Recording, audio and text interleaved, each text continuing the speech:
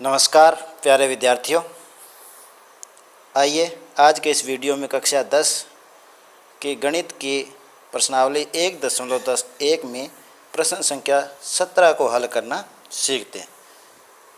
आज के इस वीडियो में दो प्रश्न हल करने सीखेंगे, जिसमें से दोनों ही दवजांक विधि से भाग कैसे किया जाता है इस बारे में है।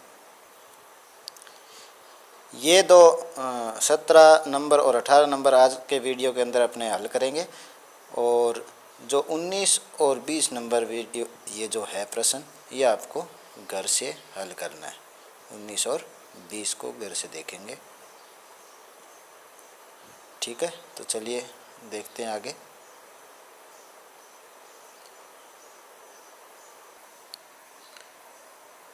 सूत्र दवजांक विधि द्वारा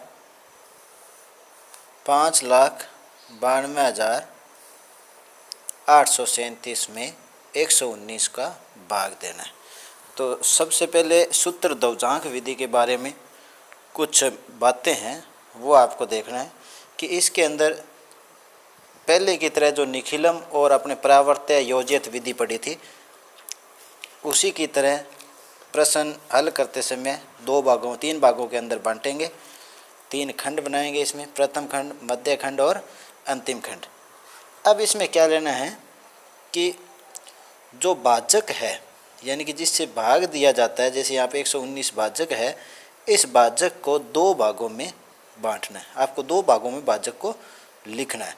2 भाग में भी क्या है, जो इकाई का अंक है इसको हमेशा दवजांक लेना है, और ये जरूरी नहीं कि इकाई का अंक ही दवजांक लो, दाही यानी 2 अंक भी दवजांक के अंदर अपने ले सकते हैं, इकाई और दाही के, परंतु ज़्यादा सुविधाजनक इकाई का अंक ही दवजांक लेना आसान रहता है। और जो शेष बचे अंक है, जैसे यहाँ 11 है, उसको अपने मुख्यांक के रूप में नीचे लिखेंगे, और मुख्यांक जो है वो ही लेना है जो पढ़ा अपने आसानी से पढ़ सकते हैं, या जिसके द्वारा अपने आसानी से भाग दे सकते हैं। मान लो अगर कोई ऐसा भाग आ जाए जिसके अंदर ऐसे लिखा हो कि 159 से भाग दीजिए, तो यहाँ पे क्या है, जो दवजांक है वो अगर मान लेते हैं अपने 9 लेते हैं, तो मुख्यांक कितना रह जाएगा 15। ये पढ़ा भी दे सकते हैं। इसी प्रकार आप देखिए, जैसे कोई किसी भाग के अंदर 758 का भाग देना है, यही संख्या इसके अंदर 758 का, इसी सवाल के अंदर 758 का अगर आपको भाग देना हो, तो दवजांक अगर आप 8 लेते हो, दवजांक अगर आप 8 लेते हैं, तो जो 75 क्या हो गया अपना मुख्यांक। परंतु यहाँ पर क्या है, ये दवजांक विधि से मुख्यांक में क्या किया जाता है, मुख्यांक से भाग दिया जाता है। इसका मतलब आपको या तो 75 का पहाड़ा आना चाहिए, यानी कि 75 से भाग देना आपको आना चाहिए, तभी ये विधि कारगर है। चूँकि दवजांक विधि या जो वैदिक गणित की जो विधियाँ हैं, वो प्रश्नों को आसान बनाने के लिए है, न कि कठिन। तो यहाँ आपने जो मुख्यांक है वो 75 ले लिया जाता है 2 अंकों में, और शेष जो 7 है वो मुख्यांक के अंदर लिया जाता है। तो आपकी जो उत्तर पुस्तिका में प्रश्न हैं, उसमें इस तरह के जो प्रश्न है वो नहीं होंगे। तो आपको इकाई अंक ही मुख्यांक दवजांक के रूप में लेना है, और शेष अंकों को मुख्यांक के रूप में लेना है। तो आइए देखते हैं इसमें अपना जो प्रश्न है उसमें क्या है। 119 भाजक है, जिससे भाग दिया जाता है उसको भाजक कहते हैं, और जिसमें भाग दिया जाता है उसको क्या कहते हैं, भाज्य है। तो ये क्या है, भाज्य है, और ये भाजक है, ठीक है। तो अब देखते हैं आगे।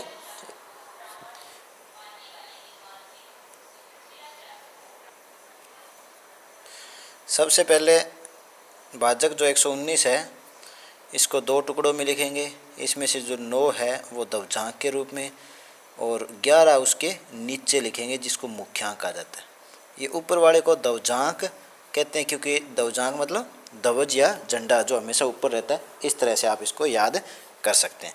अब आइए, अब जो ये भाज्य है, इसमें से दवजांक अगर इकाई अंक का है, तो भाज्य का इकाई अंक यानी कि 1 अंक तीसरे खंड में लिख देंगे। तो यहाँ 7 तीसरे खंड के अंदर लिख दिया। शेष अंकों को मध्य खंड में इस तरह से लिख दिया जाता। यहाँ तक समझ गए? ठीक है, आगे देखिए। अब अपने ये भाग प्रक्रिया शुरू करते हैं। तो सबसे पहले भाग किसका देना है? मुख्यांक का भाग देना है। मुख्यांक का भाग 11 का भाग देंगे, 5 में जाएगा नहीं, तो इन दो अंकों में 59 के अंदर 11 का भाग देना। तो यहाँ आपको एक बात थोड़ी समझनी पड़ेगी। जैसे 11 का भाग देंगे तो कितनी बार गया? 59 के अंदर 11 का भाग देना है तो कितनी बार गया? 11 पाँजे 55, 55 बच्चे कितने? 4, यानी कि भागफल 5 आ गया और शेषफल 4 आ गया। तो इसका एक चरण है जो आपको सीखना है कि जैसे 59 में 11 का भाग दिया, भागफल 5 आया, शेषफल 4 आया। तो अब अपना जो भागफल है उसको कहाँ लिखेंगे? यहाँ पे। भागफल को कहाँ लिखेंगे? ये जो मध्य खंड है यहाँ भागफल लिखा जाता है, यहाँ शेषफल। तो भागफल जो 5 आया उसको लिख दिया यहाँ। शेषफल जो 4 है उसको अब कहाँ लिखेंगे? 59 में भाग दिया, 59 के आगे जो 2 है इसके पहले, तो शेषफल को इसके पहले लिखा तो कितना होगा? 4 2 42। तो अब अपने पास जो नया भाज्य है वो 42। ये चरण है, आपको याद रखना है। सबसे पहले भाग दिया, भागफल 5, शेषफल 4 आया। 4 शेषफल को आगामी अंक के पहले लिख देते हैं तो नया भाज्य मिलेगा। नया भाज्य कितना है? 42। अब इससे आपको संशोधित भाज्य निकालना है। अब इससे क्या निकालना है? संशोधित। बिल्कुल आसान है, 2-4 बार प्रैक्टिस करोगे आपके अच्छी तरह समझ में आ जाएगा। संशोधित भाज्य क्या है? इसका एक फॉर्मूला है कि नया जो भाज्य प्राप्त हुआ, जैसे अपने को यहाँ पे कितना मिला? 42। 42 में से अब मुख्यांक में तो पहले भाग देते हैं, उसके बाद दवजांक का। संशोधित भाज्य में ये जो दवजांक है ना, ये सिर्फ संशोधित भाज्य में ही काम आएगा।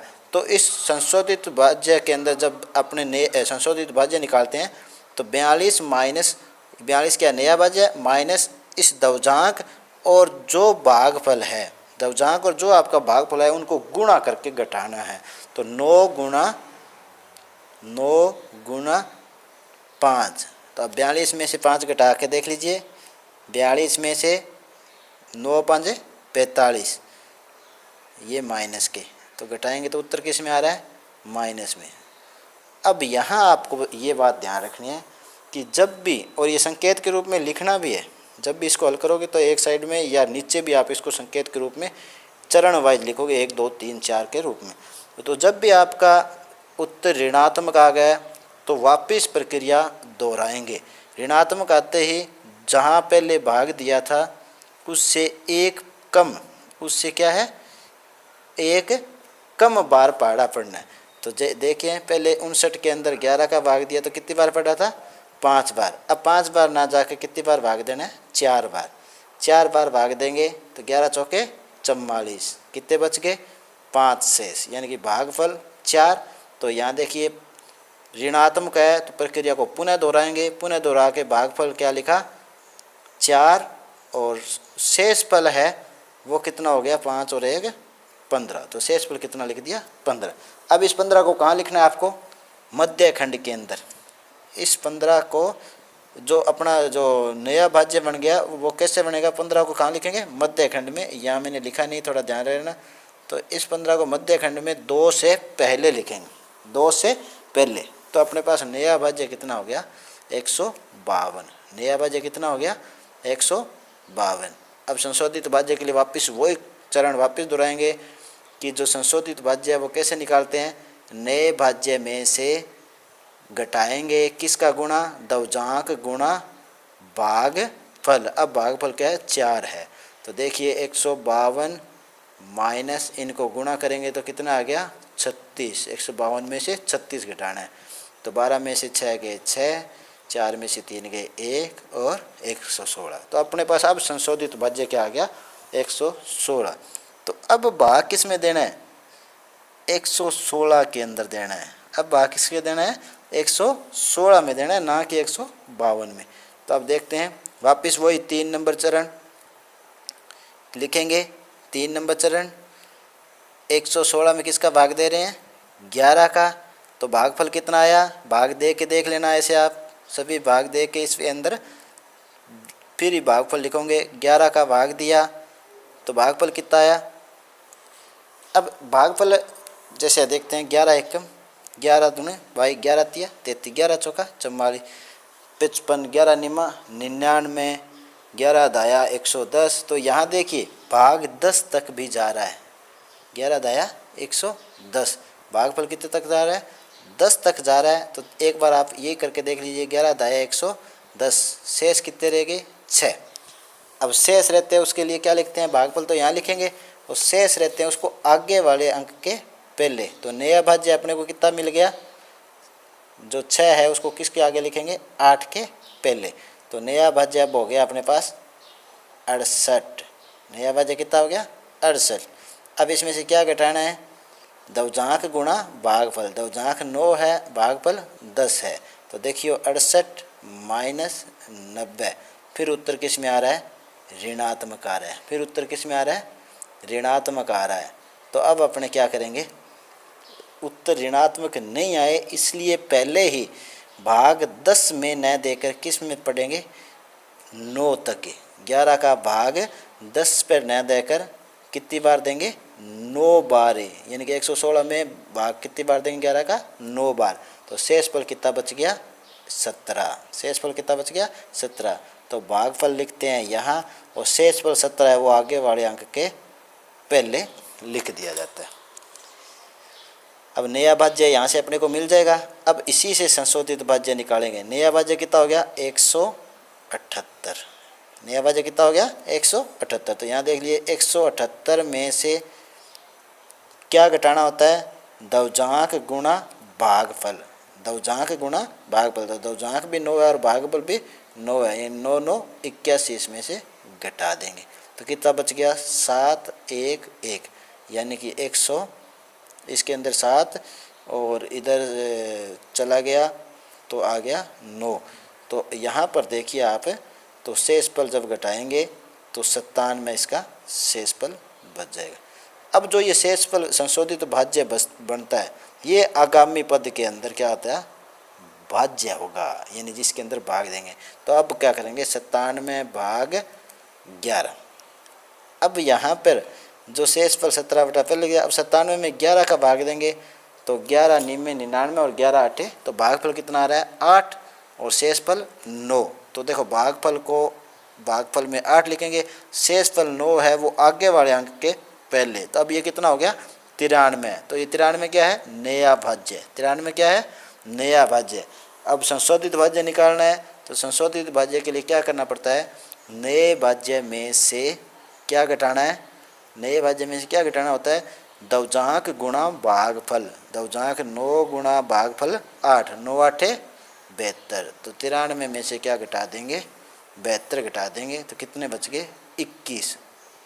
ये जो 21 है ये क्या है, संशोधित भाज्य है। यानी कि अब इस 21 के अंदर भाग देंगे, परंतु 21 के अंदर अब इसका 11 का भाग दिया जाता है। तो आता नया भाज्य, देखिए 21 आया, 21 के अंदर अब 11 का भाग दिया तो भागफल कितना आ गया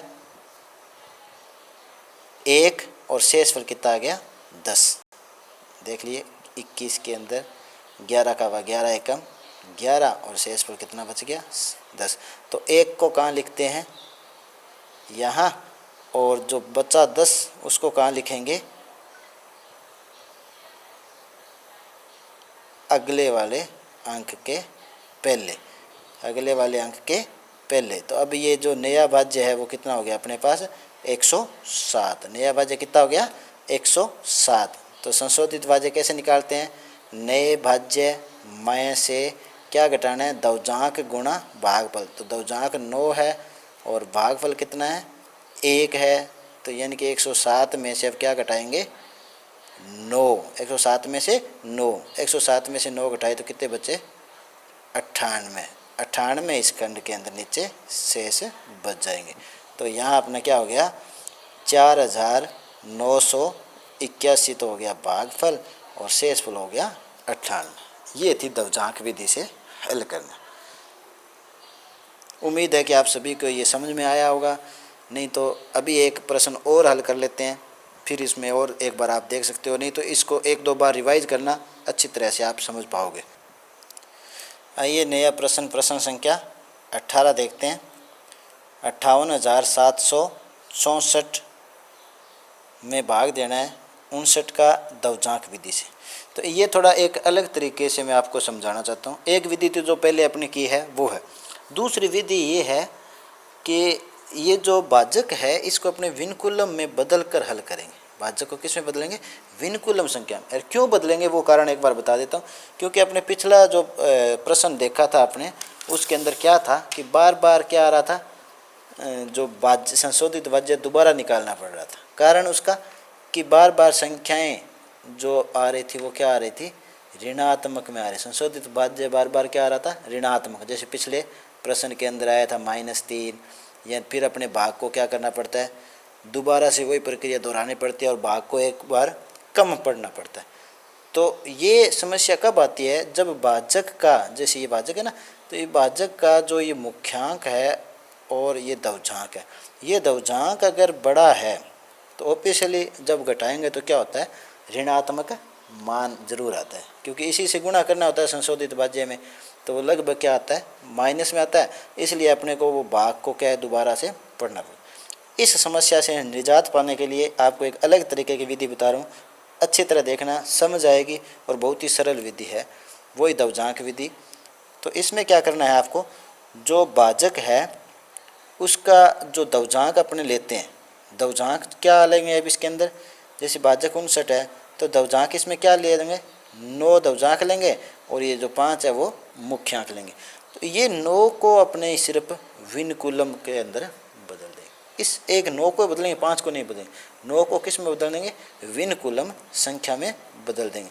ये एक थोड़ा प्रोसेस आपको मैंने बता दिया है, देख लेना और समझ लीजिए क्या है। जैसे किसी संख्या को विनकुलम संख्या में बदलते हैं, ये छोटी क्लासों में आपके आ चुका है पहले, तो क्या करना पड़ता है, प्रथम संख्या को 10 में से, बाकी को 9 में से घटाना पड़ता है। तो आइए अपने सिर्फ प्रथम संख्या इकाई अंक को ही विनकुलम में बदलना है। तो 9 को 10 में से घटाया, कितना बचा, 1, और विनकुलम में बदलते हैं तो जब 10 में से 9 को घटाया तो 1 बचा, तो इस 1 के ऊपर एक बार का निशान लगा जाए, इसको विनकुलम बोलते हैं। क्या बोलते हैं, विनकुलम। अब इसको पढ़ेंगे तो क्या बोलेंगे, 1 विनकुलम 1। और उससे पहले जब एक विनकुलम लगा दिया तो उससे पहले का जो अंक है उसके ऊपर क्या लग जाता है, एकाधिक n।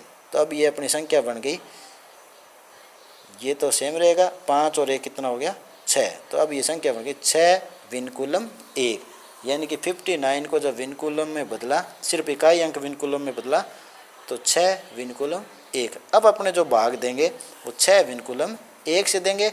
यहाँ पे ए विनकुलम 1 है वो क्या हो जाएगा, ऊपर लिखेंगे। ऊपर कौन सी लिखा जाता है, दवजांक, और जो 6 है उसको नीचे लिखेंगे, वो है मुख्यांक। चाहे आइए शुरू करते हैं। तो सबसे पहले दवजांक लिख दिया, विनकुलम 1, ये टी नहीं है, विनकुलम 1, और मुख्यांक है 6। तो अब आइए दवजांक के अकॉर्डिंग भाज्य के अंक, जो कितने अंक तीसरे खंड में लिखने होते हैं, दवजांक इकाई अंक का है तो भाज्य का इकाई अंक यहाँ पे लिख दिया 4, और शेष जो 5876 बचे थे उसको मध्य खंड में लिख दें। अब भाग देना शुरुआत कहाँ से करते हैं, मुख्यांक से। मुख्यांक 6 का भाग देंगे, 5 में जाएगा नहीं तो किस में देंगे, 58 में। 6 का भाग किस में देंगे, 58 में। तो दीजिए भाग 6 का। तो इसके लिए आपको संकेत लिखना है, तो पहला चरण वाइज संकेत लिखने। 58 में 6 का भाग दिया तो 6 का पढ़ा कितनी बार पढ़ेंगे कि भाग 58 से कम रहे या पूरा पूरा जाए। तो 6 निमा 6 का बारह पटा, 6 निमा 54। तो 9 तो क्या आ गया, भागफल, ये यहाँ पे आपको लिख देना भागफल, और शेष घटा के देख दो, शेष फल कितना आ गया, 4 आ गया, 4 शेष। अब ये देख लिए जो भागफल है उसको, तो ये जो मध्य खंड होता है ना इसमें भागफल आता है, इस बीच वाला खंड है ये क्या आता है, भागफल यहाँ आता है, और यहाँ शेषफल। तो ये जो 9 आया है आपके भागफल, इसको कहाँ लिख देंगे, यहाँ पर। 9 कहाँ लिख देंगे, यहाँ पे। और जो शेषफल आपका 4 बचा है उसको आगे वाले अंक के पहले 7 से पहले। तो अब ये कितना बन गया 4 7, नया भाज्य कितना हो गया 4 7 47, नया भाज्य कितना बन गया 4 7 47। तो अब अपने को संशोधित भाज्य निकालना है पूर्व सूत्र के अनुसार। संशोधित भाज्य 2-4 बार निकालोगे तो आपके माइंड में अच्छी तरह सेट हो जाएगा। संशोधित भाज्य क्या है 47, नया भाज्य जो उसको पहले लिखना है, नए भाज्य में से घटाना क्या है आपको कि दवजांक गुणा भागफल। क्या घटाना है दवजांक गुणा भागफल। याद रखिए नए भाज्य में से दवजांक गुणा भागफल ही घटाएंगे तो क्या आ जाएगा संशोधित भाज्य। तो आइए निकाल के देखते हैं अपने। यहाँ आपका नया भाज्य कितना है 47, नया भाज्य कितना है 47। तो 47 माइनस क्या बताया अभी आपको दवजांक गुणा भागफल। दवजांक कितना है विनकुलम 1, यानी कि ये माइनस का 1 है। दवजांक -1 गुणा भागफल कितना है 9 बार भाग दिया था अभी अपने, वही भागफल है 9। तो ये कोष्टक में जरूर लेना क्योंकि यह माइनस में है विनकुलम। बराबर 47 माइनस का माइनस रहने दो। आगे देखो कोष्टक हल करेंगे, 9 को -1 से 9 को 1 से गुणा किया 9, और माइनस को इस 9 वाले प्लस से गुणा किया माइनस, यानी कि ये माइनस का ही आएगा। बराबर 47 माइनस माइनस कितने हो गए +9, बराबर कितने हो गए 47 और 9 और 7 16, 1 4 और 1 5, यानी कि अपना जो संशोधित भाज्य वो कितना आया 56 आया। और इसको यहाँ पे आपको इस तरह से लिख देना है। कहता है संशोधित भाज्य बराबर नया भाज्य माइनस दवजांक गुणा भागफल, और ये आपका संशोधित। अब जो दूसरा चरण आपको लिखना है इसमें अभी एक कुछ नहीं लिखना। अब जो दूसरा चरण लिखना है वो अब नया भाज्य जो संशोधित भाज्य है उसमें भाग देना है किसका मुख्यांक का। तो लिख देते हैं 56/6 बराबर, अब 56 में 6 का पहाड़ा पढ़िए या 56 में 6 का भाग दीजिए तो कितना आएगा 6 × 54। कितनी बार गया 9 बार। तो 9 भागफल और शेषफल कितना होगा 6 × 54, शेषफल कितना होगा 2, तो शेषफल आ गया 2। अब भागफल कहाँ लिखा जाता है मध्यखंड में, तो जहाँ इसके अंदर अपने भाग दे रहे थे तो ये यहाँ लिख दिया भागफल 9, शेषफल 2 जो आगामी अंक है। जैसे भाग में भी अपने आगे वाले अंक उतारते ना, वैसे ही आगे वाले अंक के पहले यानी कि 6 से पहले। तो ये 2 6 कितना हो गया 26, ये क्या हो गया अब नया भाज्य। 26 क्या हो गया नया भाज्य। और नए भाज्य से क्या निकालना पड़ता है संशोधित भाज्य। इनके भाग को आगे बढ़ाने के लिए संशोधित भाज्य नए भाज्य से निकालते हैं। तो अब देखो संशोधित भाज्य कैसे निकालेंगे। 26 नया भाज्य माइनस सूत्र है ये नया भाज्य माइनस दवजांक गुणा भागफल। तो नया भाज्य माइनस दवजांक अपने पास माइनस में है इसलिए कोष्टक लगाना पड़ता है। दवजांक -1 गुणा भागफल, अब भी भाग 9 बार गया था इसलिए गुणा 9। तो कितना हो गया ये देखते हैं 26 माइनस 1 को 9 से गुणा किया क्या आ गया -9। अब इस कोष्टक को खोलेंगे तो 26 माइनस माइनस क्या हो जाएंगे प्लस, 26 और 9 कितने हो गए 35। तो अपने पास जो नया भाज्य अब क्या आ गया 35, यानी कि अब जो भाग देना है वो किस में देना है तीसरे चरण में 35 में देना है। तो 35 के अंदर भाग देंगे किसका मुख्यांक का यानी कि 6 का। 35 में भाग दिया तो भागफल कितना आया 5 और शेषफल कितना आएगा 5। कैसे आएगा 6 5 30, 35 में 5 घटाए 5। अब जो भागफल कहाँ लिखते हैं यहाँ पर मध्यखंड में, और जो शेषफल अपने पास जो 5 आया उसको कहाँ लिखेंगे। अब यहाँ तक के तो अंक पूरे हो गए तो आगे वाले अंक के पहले यानी कि तीसरे खंड में अब ये चला जाएगा। तो अब ये कितने हो गए 5 4 54। तो अपने पास नया भाज्य अब कितना हो गया 54। वापिस वही प्रक्रिया संशोधित भाज्य के लिए निकालेंगे। संशोधित भाज्य बराबर 54 माइनस, एक बार हल करना फिर देख लेते हैं क्योंकि ये जो ऋणात्मक संख्या है इसको आपको घटाने में थोड़ी समस्या हो सकती है। तो 54 माइनस दवजांक -1 है, दवजांक गुणा किसको गुणा करना पड़ता है भागफल को, तो भागफल 5। तो घटा के देख लीजिए 54 माइनस का माइनस 5 को गुणा किया तो क्या आएगा -5 ही आएगा। बराबर 54 माइनस माइनस क्या हो जाएगा +5। 54 और 5 कितने हो गए 59। इसको शेषफल में लिख देंगे। तो यहाँ पे उसको शेषफल के अंदर लिख दिया। तो आपकी उत्तर पुस्तिका के अंदर जो उत्तर है वो यहाँ तक दिया हुआ है।